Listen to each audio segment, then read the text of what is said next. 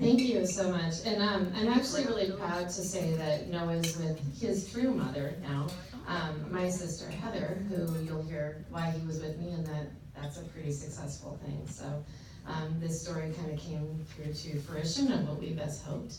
So he did live with me for a total of 3.5 years over the years. And I'm really happy to say that he's with his mom now in Spokane, which is awesome. And things are going quite well. So I'll talk to you about that, which really speaks to the success of Ryther. Huge. So, thank you. I'm gonna, when I recounted some of this with Robin in her office, I realized that I got all the feels right. So it helps if I kind of read off of script a little bit, so if you don't mind. This is definitely coming from the heart.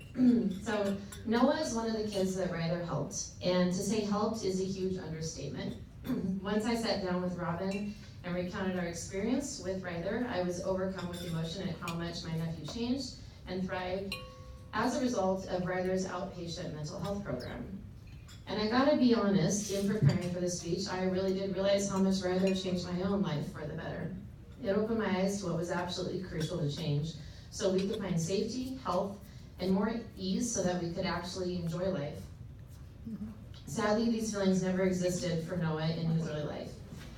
His mother, my sister, had many mental health struggles, having been diagnosed with both borderline personality disorder and paranoid schizophrenia. From the time Noah was born, he was a victim of her daily struggles and illness. You might have to bear with me a little bit. Let me say that she wasn't into drugs or alcohol growing up at all. In fact, she has very low alcohol tolerance and hardly drinks.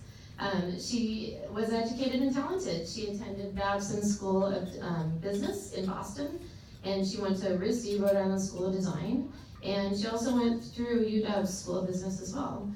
Yet she displayed a lot of erratic behaviors as we were growing up. I was never close to her. We just never really got along, quite honestly. And I just kind of kept my distance. I was always at friends' house outside the home, and I got really involved with sports and other communities. And so I kind of found my own way around things. Fast forward to 2005 when Noah was born. My parents, aunt, and I stepped in to take care of Noah because of her mental illness. Often he'd stay a few nights with my dad, most of the week with me, and my aunt would give us a break a few times a month. We knew that his mother was disjointed, but it wasn't until Noah was 5 that she was formally diagnosed. By then, Noah had had 3 different names. First he was Ben, then he was Michael, and then finally Noah. And they had moved at least 12 times. I think, in fact, by the time he was 5, they had moved 16 times. Looking back, we should have gotten his mom help, but we didn't have the knowledge of what was going on. We didn't have the resources. When we asked questions or became concerned, she would run, she would move, she'd take him out of daycare, she would just hide. And so to know where he was at or to feel like everything was okay, my parents and I kept our distance and tried to respect that. This left Noah alone and often traumatized by her decisions and her actions. We only became aware of the seriousness of the situation when she abandoned Noah at a hotel in LaConner and attempted suicide by jumping off that beautiful Rainbow Bridge. CPS immediately stepped in, and through Harbor View Psych Unit, we learned this was not her first mental break. There were many previous ones that Noah had witnessed and had to bear the trauma of. Yeah, in those pictures, I think he's about 2 there, but there was a lot going on through those 2. After the suicide attempt, which was quite serious, it left her with 3 broken ribs, a severe bowel infection, and removed T1 through T3 of her spine. Yeah, so those of you who understand that area, that's pretty serious. Noah lived with me on Capitol Hill for a year. After that, he bounced between different family homes, and after many CPS family hearings, he was placed back with his mother, only to be victimized by more psychotic breaks that compromised his health and safety. The tipping point came when Noah was 8, and his mother abandoned him at a police station. And at a future date, she locked him in their apartment bathroom for 3 days without electricity or water. And that was really hard. 3 days after that, he was finally placed with me and my ex full-time. By this time, Noah was shut down. It was actually May, just like this, really nice weather. And he was driven from Spokane to our home in Wallingford, and honestly landed on our doorstep with a giant garbage bag of clothes, pretty much. He was literally numb. He rarely communicated past a simple yeah or no. He had these intense nervous twitches, where he would scrunch his face and dig his hands into his belly violently. So it literally looked like he was stuffing stuff down, and he would do this all the time, and it really alienated him from even going to the grocery store with him. People would ask what was going on. It happened probably at least 30 times a day. It was very hard to watch. He had nightmares, he wet the bed, he was academically behind about 3 years. He could not converse or talk about emotions, and daily fits ensued. At the same time, I had to get him enrolled in school. I knew this was coming. It was around June at that time, and I was looking at September and realizing that having a kid around, a lot of parents start looking at you and they start asking about camps and school and all this stuff. And I'm like, oh, just start planning. I didn't really babysit growing up, so being an aunt mom was a really new thing, and it was kind of scary. He could not converse or talk about the emotions, and daily fits kept going on. So basically, I had to take him to a doctor, right? He didn't have any vaccines. He had never been seen by a doctor before. He actually had, at first, a home birth that then turned into a hospital, but still didn't have much doctor supervision through his life at all. And so through seeing that primary care physician through actually UW, they talked to me about Ryther, and that's how I got to know of the foundation, which is really great. So after he started going to Ryther for weekly therapy sessions, I noticed changes. I think probably about a month in. I didn't have to fix his belly wounds, so from doing that, he'd do that in his sleep as well. And so in the morning, I'd have to, every morning, change the bed because he would wet the bed, and then also he had gouges in his belly, so I'd have to disinfect and put pads on his belly.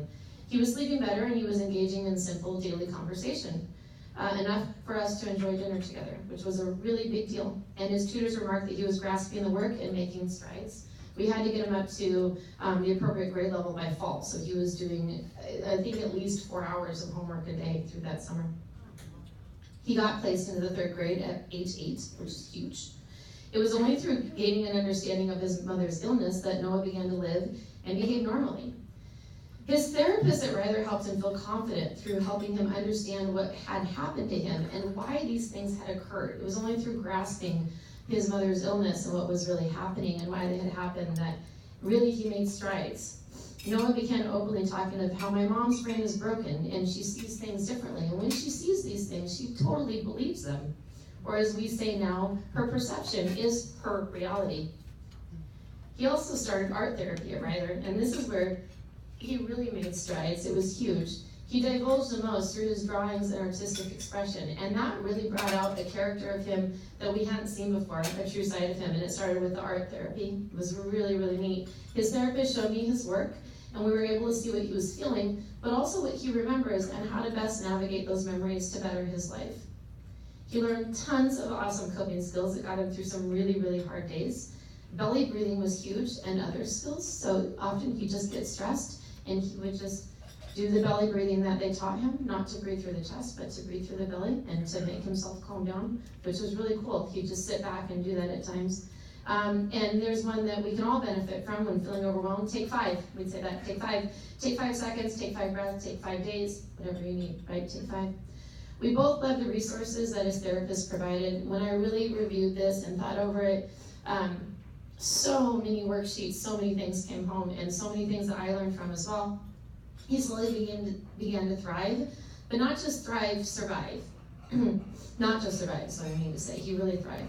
He started performing in theater, which led to dance lessons. A confidence came through on him, which was amazing, which led to break dance and increased passion and vitality. He was able to sit for at least 15 minutes, which was a really big deal. And he started to get stronger, which was huge. He was sick way less often, and he only missed 2 days out of the entire 2.5 years that he was at McDonald Elementary, which was really big, and he came alive. Before that, he wasn't in a school for over 2 months. Soon I was driving all over the city to track practice, Lego club, Cub Scouts, playdates, birthday parties, math, coding clubs, sleepovers, breakdance battles, and of course, weekly therapy. A lot of gas, a lot of patience. He was also becoming very popular, which really made my home, which was the smallest of the homes of his friends, but they all liked coming over, made it really loud and messy, but it was really freaking beautiful. Looking back, I realized just how much work we did together, emotionally, physically, and mentally, to bolster and maintain our lives. I also benefited greatly from Noah's progress. He motivated me to increase my own professional credentials, which both in specializing as an advanced drink coach and a nutrition specialist. I had to make more money to support him, And also I found myself seeking and showing up in communities that gave me an outlet to feel strong myself, which, as I tell my clients, when you feel strong, everything is easier. I was dealing with life way better and became a better aunt mom for him. We took on better daily health practices. Daily, we had self-mandated ourselves, and I talked to him last weekend about these, and our checklist is going strong. 20 minutes outside time, got mine in today. Daily meditation, healthier foods, we had to write our gratefuls, or as some people call it, your gratitudes. You have to dance every single day. You have to sing as loudly as you can. I sang on the way down here. Got some weird looks from some people as I was looking at the car. You know the song, Fight Song, that was going on. And we had to get more sleep, right? These things were things that we could directly control so we could feel better and be better daily. We both became less stressed and enjoyed life a ton more and succeeded on every level. Noah did help me advance in my professions, and I want to share this short story. Is one day we were making dinner in the kitchen, and he paused and he said, "How do I know that you're not going to go crazy?" And I said, "That's a really valid question, and that's a fear I have myself, and so I'm going to do everything I can." And foods were one way that I figured that I could help us both out. So as I learned more, and it turned into a profession. One day we were making dinner. So I have Ryther to thank for that. That's really, really huge, because that helped him open up and realize a lot of things and be able to be open and honest, helped us both be open and honest. My sister got the help she needed and is stable thanks to effective medication management. I honestly went from a dislike of her to having empathy for her and those struggling with mental illness. With the right help, lives can be saved. This is true for adults and children. I think of where we would be without Ryther, and that's really scary, really, really scary. When I think of that summer without him being unlocked and without him being able to express himself and be advanced in his health and his brain and just be strong on every level, I don't know where we would be, and I'm truly so grateful. Ryther was the catalyst in Noah's life that made it so he could stop living in fear and does not let his story He doesn't let his story define him like many trauma survivors do. And that's because he made himself a new story. I'm going to go off script here a little bit, Robin. He was able to understand who he really is, and he found his unique talents and skills. He's a kid who wakes up happy. He wakes up happy and he dances up a storm. He listens to loud hip-hop and Skrillex. He sings at the top of his lungs. He wears jewelry. He loves gold necklaces. He wears oversized baseball hats. He's super artistic. He loves sports cars. He loves his friends. He's a great friend. He's a great listener, and he's super caring. And he created his own happy life. Ryther got him to free himself, to unlock his voice, free his personality, make him feel free, and to let go of the pain that was holding him back. Noah's life can get really stormy still, just as any of us can. But no matter what kicks up, he stands tall in the eye of those storms. He stays calm. He really does, and he sees clearly what is happening and how best to respond. He keeps his head up, he keeps his heart open, and he can see the next best step that takes him out of the eye of the storm and into his life. Noah's now 14, and that's one of his best friends that he made after the first day of school, actually. And he lives with his mom and her partner in Spokane. He looks happy and healthy, doesn't he? So I hope I left you with one key thought.